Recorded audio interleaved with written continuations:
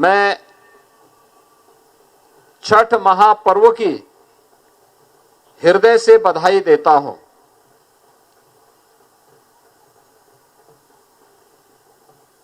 इस अवसर पर मैं केवल आप सबसे एक ही बात कहूंगा कि छठ मैया की कृपा सबके ऊपर इसी प्रकार से बनल रहे। सबन लोगों के परिवार में सुख समृद्धि और खुशहाली रहे, एकरे खातिर हम छठी माई से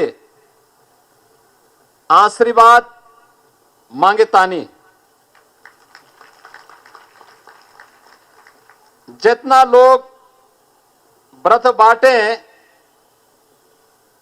ओए खातिर हम छठी माई से आशीर्वाद मांगतानी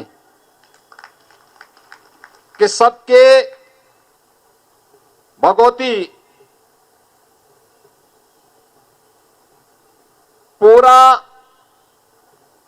उनके सपने को पूरा करें। बहनों और भाइयों, ये पर्व और त्योहार केवल एक आयोजन नहीं है, केवल एक जमावड़ा नहीं है।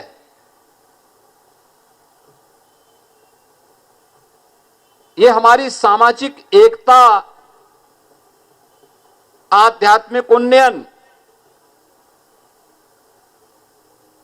भारत की प्राचीन विरासत के प्रतीक भी है। प्रकृति के साथ हमारा संवाद कैसा होना चाहिए,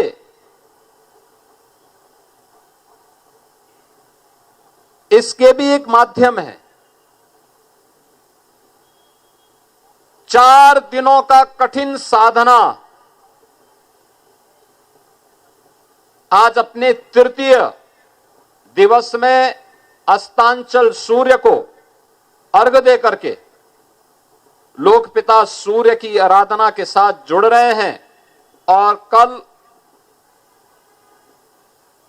उदयांचल सूर्य का अर्घ्य दे करके इस पूरे आयोजन को विराम दे करके लोग अपने परिवार के लिए लोक मंगल की कामना का आशीर्वाद प्राप्त करेंगे। दुनिया के अंदर इस प्रकार का आयोजन मिलना बहुत कठिन है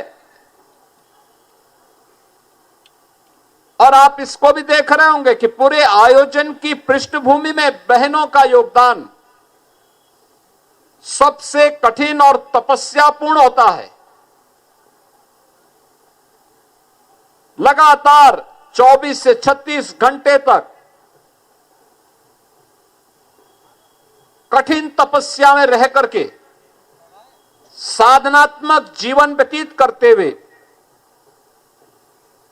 बहनें इस आयोजन के साथ जुड़ती हैं और इस आयोजन के माध्यम से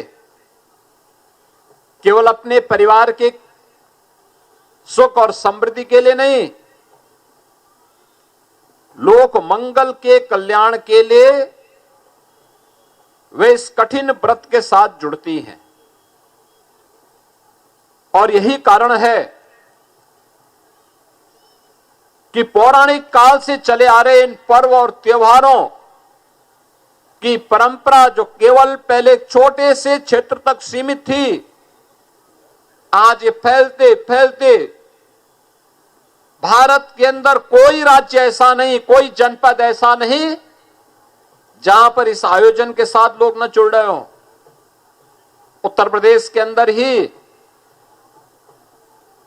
पूर्वी उत्तर प्रदेश में लाखों लाख श्रद्धालु इस आयोजन के साथ जुड़े हुए हैं।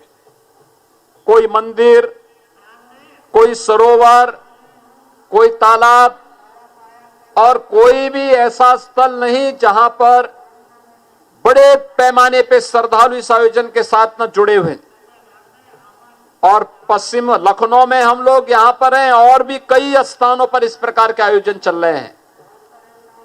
और जब हम पश्चिमी उत्तर प्रदेश में जाते हैं, मैं कल गाजियाबाद में था,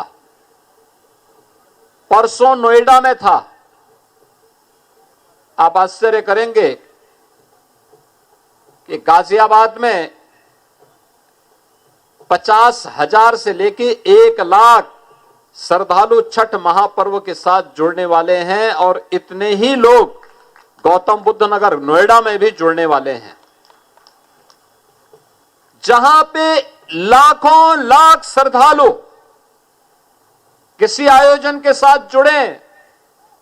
और उसमें सबसे कठिन साधना का पक्ष तब आता है जब किसी नदी में, किसी सरोवर में खड़े होकर के बहनें भगवान को, सूर्य को अर्घ देती हैं।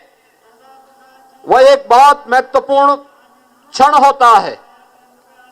आप कल्पना करिए, जिस जल का हम अर्घ दे रहे हैं भगवान को, अगर वह जल शुद्ध न हो, क्या भगवान उसको स्वीकार करेंगे?